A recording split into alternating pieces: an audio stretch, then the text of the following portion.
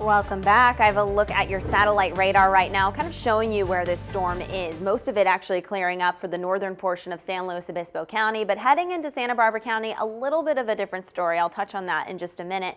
But looking at your rainfall totals, areas like Rocky Butte getting pretty close to about 2 inches of rain, and San Simeon and Cambria getting pretty close to about 1.5 inches.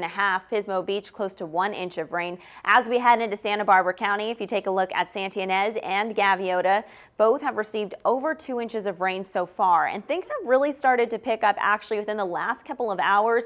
In the overnight hours from about midnight until 4 a.m., we really just had wind, and wind was reaching about 70 miles per hour for certain areas, like along the Gaviota coast. So here's a look at those winds for you right now. They've calmed down significantly, right around 10 miles per hour for a lot of areas from Santa Maria to San Luis Obispo to Paso and Lompoc. But going into the rest of the morning, they could pick up again. They could reach about 35 mile per hour gusts, even some potential there for them to reach 40 miles per hour for areas like Paso.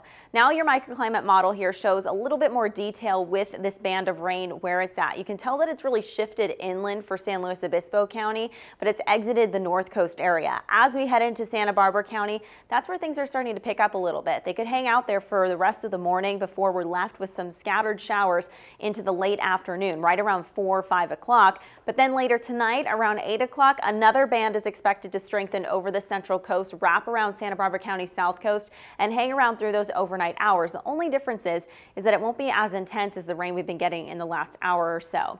Flash flood watch in effect for Santa Barbara County. That's this green portion, and that'll remain in place through 4 a.m. tomorrow. And then for the areas of the Sherpa and Whittier fire burn scars, flash flood warning in place there. Now that is still in effect for about another 30 minutes or so. As we head to the coastline, flood advisory in place for Santa Barbara County south coast through 10 a.m. High tide is actually expected to continue through the next hour or so, and then building surf along the coastline is also another factor as we head into even tomorrow. That could range anywhere from about 12 to 19 feet.